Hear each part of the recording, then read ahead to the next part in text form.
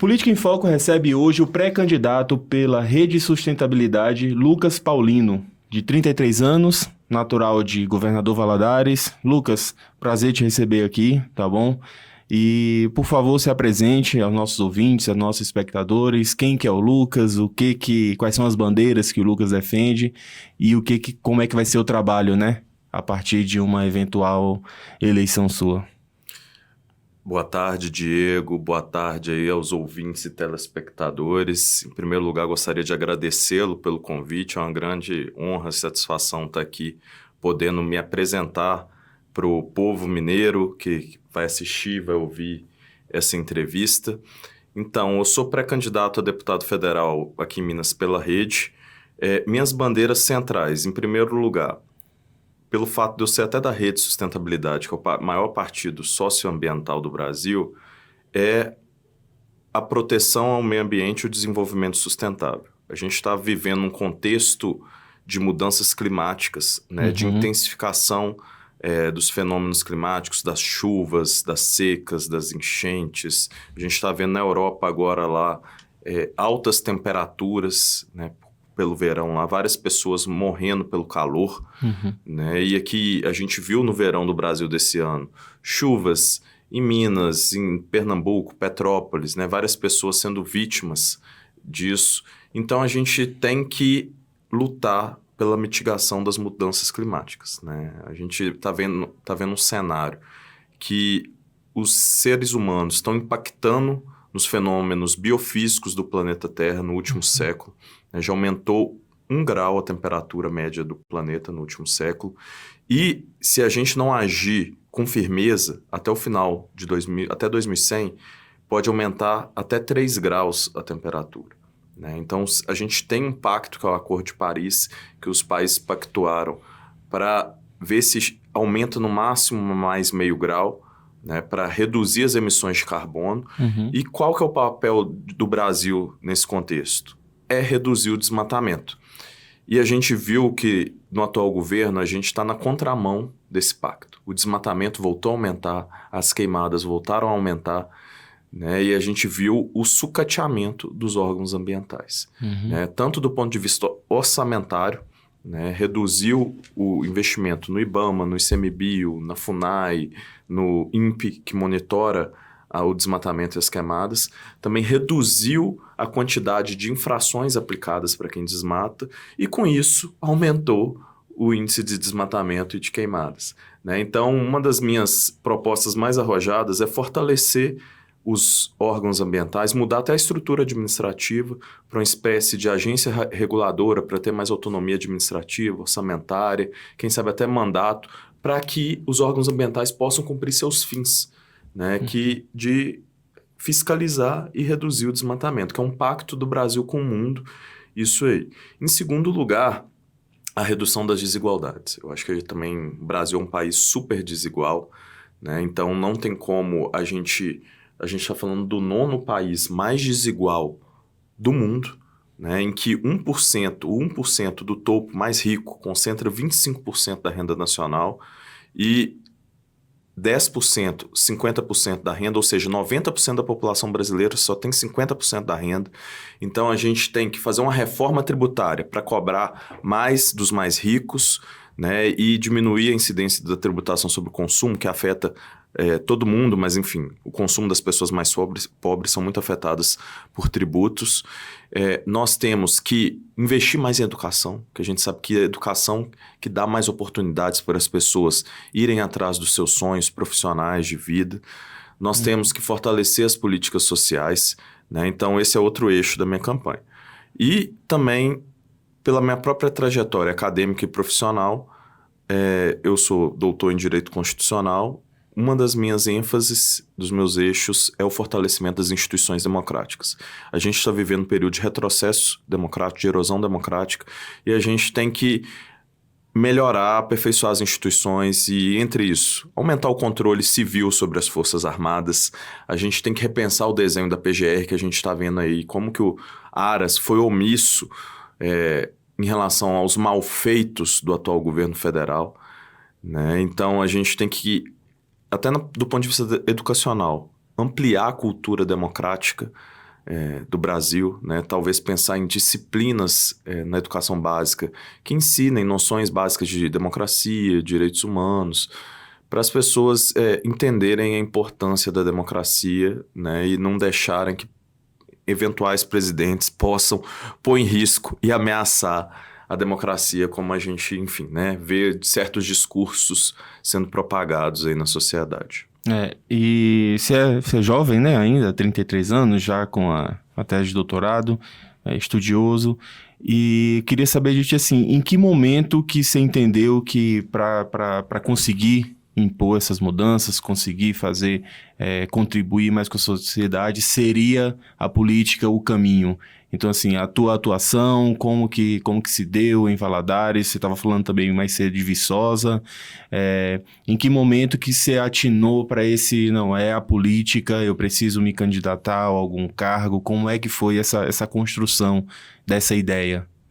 Eu participo de funções de liderança, Diego, desde a adolescência. Eu fui líder de turma, na faculdade eu participei do movimento estudantil, e depois que eu me formei, trabalhando, estudando, eu participei de organizações políticas, partidos, então eu sempre tive essa veia política, essa vocação política muito forte. Agora eu decidi me candidatar porque eu vi, em primeiro lugar, um contexto pessoal, né? Terminei minha formação acadêmica, né? Meu doutorado, então eu atualmente me considero preparado para esse desafio. E também o atual contexto do país acaba que está convocando a gente a mudar essa realidade da política que a gente vê em Brasília, no Congresso Nacional. A gente, infelizmente, viu um presidente da República que cometeu inúmeros crimes de responsabilidade, né? A gente viu como ele conduziu a pandemia, se omitindo na saúde. A gente vê um presidente que ameaça com frequência a democracia, como a gente viu segunda-feira na reunião com os embaixadores. Ele praticamente já deixou explícito o roteiro de um golpismo, né, que ele vai contestar a legitimidade das eleições, no caso da provável derrota que as pesquisas estão anunciando, né? E o Congresso, sobretudo a Câmara dos Deputados, se omitiu. A Câmara dos Deputados não fez... E eu não estou falando só de impeachment que ele merecia, não.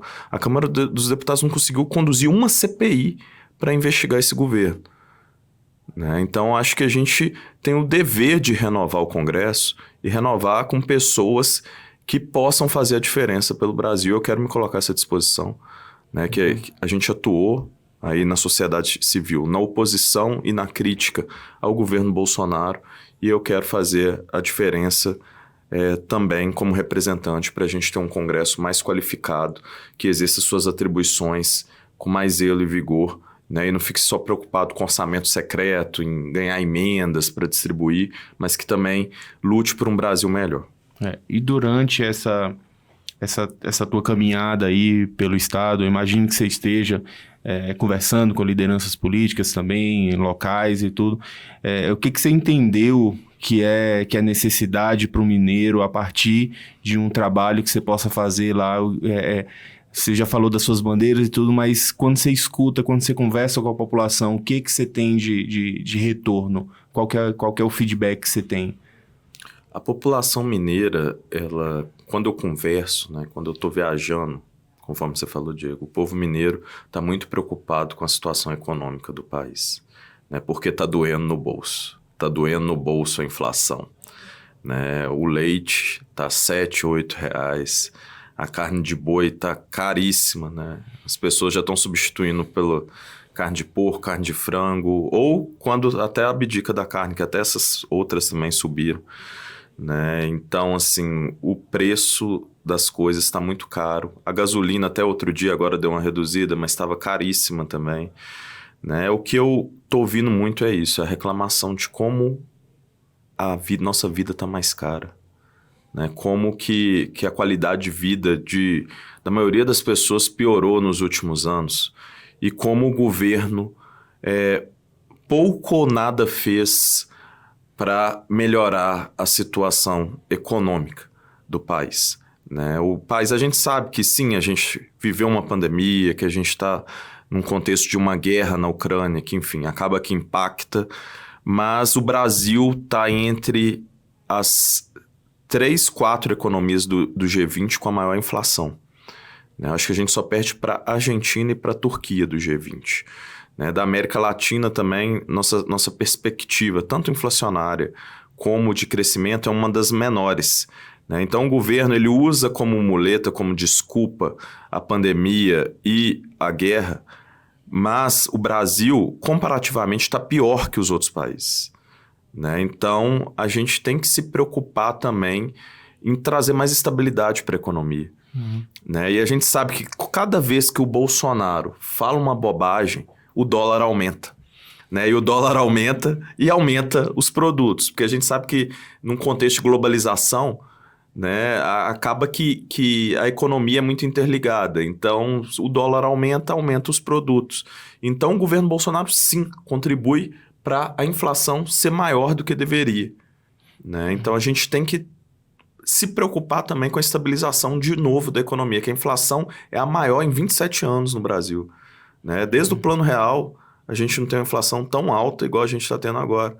Né? Então, assim, tem um problema de contexto internacional, de conjuntura, mas também tem um problema de um presidente que negligencia, que não conduz com responsabilidade a economia do Brasil.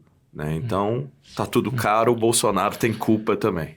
E já também olhando para as eleições aí para presidente, a gente já vê um cenário que está bem violento, né? Assim, os últimos acontecimentos. Hoje a gente viu aí que aconteceu o aniversário de uma pessoa que comemora com um determinado partido, o outro, porque qual é a tua avaliação desses próximos 2 meses aí, desse acirramento? Como é que tá também a tua reação?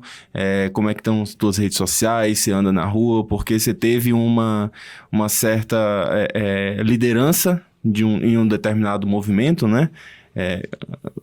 Contra o atual presidente. E aí, o que você espera desses próximos 2 meses? Qual é a tua avaliação aí desse cenário? Eu enxergo esses 2 meses com muita preocupação.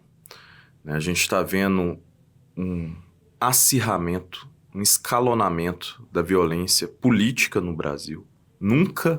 Desde que o Brasil redemocratizou, a gente nunca teve um período eleitoral com tanta preocupação com violência política como esse. Com 30 e poucos anos de democracia, né, da nova república, a gente está vivendo um contexto mais violento dessa nossa história recente. E isso é devido à forma como o Bolsonaro trata irresponsavelmente e incita seus apoiadores. Basta lembrar que o Bolsonaro já falou, vamos metralhar, fuzilar a petralhada. Agora, recentemente, 2 meses atrás, ele falou que para resolver o problema do país bastaria uma granada. Né? Ele tenta dizer que isso é só figura de linguagem, depois que um apoiador dele comete um ato de violência. Mas a gente sabe que não é assim, que discurso de ódio, ele gera uma ação de incitação, de ameaça, de encorajamento, né? E que pessoas podem levar esse discurso irresponsável a sério. Né? Então, a gente está preocupado e acaba que, de fato, como você citou, Diego, eu, ano passado, fui responsável por convocar a primeira manifestação contra o Bolsonaro na pandemia.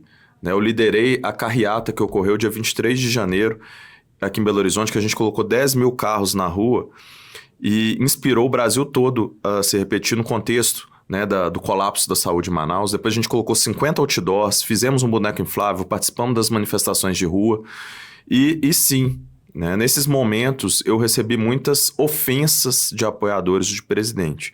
Ainda bem que ficou só no campo das ofensas virtuais, né? Mas acaba que nesse contexto que a gente está se colocando como candidato... Deterioriza, né, a discussão ali. A gente está vendo um nível que sempre teve polarização, né? Discussão de projetos de país, demarcando as diferenças, críticas veementes, isso acontece em todas as democracias do mundo. O problema não é essa polarização de projetos que está no campo da civilidade, né? Que 2 projetos que debatem o país. O problema é quando sai da polarização e vira radicalismo e o extremismo e a violência entra na equação. Esse é o perigo. Esse é o perigo. Que aí a gente não está tratando de adversários competindo pelo voto, pelo melhor projeto. A gente está numa situação de conflito, de guerra entre inimigos. Isso não é uma democracia saudável. Isso é uma polarização tóxica, né? E isso estimula a violência política. E uma democracia saudável, né? Isso não deveria fazer parte de um debate democrático, né? Então a gente fala que a gente está deixando um pouco a civilização e está voltando à barbárie, né? E eu acho que a gente tem que zelar, depois que esse período passar, né? O ideal seria que a gente conseguisse fazer um pacto pela paz nesse contexto, mas a gente está vendo que o estilo do presidente não vai permitir isso. Mas depois que, se tudo der certo e o Bolsonaro perder em outubro, a gente lutar para a gente retomar uma democracia mais estável, mais pacífica, em que a gente volte a competir projetos de país pacificamente, sem essa retórica beligerante, violenta, como a gente está vendo nos últimos anos. Lucas, a gente está caminhando aqui já para a reta final, né, do nosso programa. Te agradecer mais uma vez em vir aqui, em se colocar à disposição, para colocar as ideias, para mostrar as tuas ideias, né, e te oferecer agora o espaço para fazer tuas considerações finais, algum ponto que possa ter passado aqui por nós. Diego, muito obrigado mais uma vez pelo convite, né? É uma grande felicidade poder expor minhas ideias aqui hoje. Eu acredito que vale a pena ressaltar também que, pela minha trajetória na universidade e também como professor, uma das minhas bandeiras centrais também é o fortalecimento da educação e da ciência no Brasil. A gente viu o sucateamento da ciência no Brasil nos últimos anos, que foi uma das áreas que mais tiveram recursos bloqueados e cortados. As bolsas de pesquisa estão congeladas há 9 anos. Né? Os pesquisadores eles estão se adoecendo, né? A saúde mental, não estão dando conta de arcar com as consequências. Então, uma das minhas bandeiras centrais é lutar pelo investimento em ciência e também em educação, que a gente sabe que um país só desenvolve quando investe muito em educação básica, em educação universitária, né? E também a educação é fundamental para que qualquer pessoa, independente de onde nasça, independente do berço que nasça, do CEP onde nasce, a única forma que o pobre, a classe média e o rico possam ter uma igualdade, que cada um possa ir atrás dos seus sonhos, é por meio da educação. Para a gente construir um país mais justo, a gente precisa investir mais em educação. E essa é uma das minhas bandeiras centrais. Lucas, mais uma vez, muito obrigado, boa sorte aí na caminhada, certo? E a gente está acabando aqui mais um Política em Foco. Já fazemos também um convite aos outros candidatos, pré-candidatos que queiram ser entrevistados aqui, que entrem em contato com a nossa redação, que estamos aqui à disposição. Muito obrigado. Obrigado, Diego. Obrigado a todo mundo.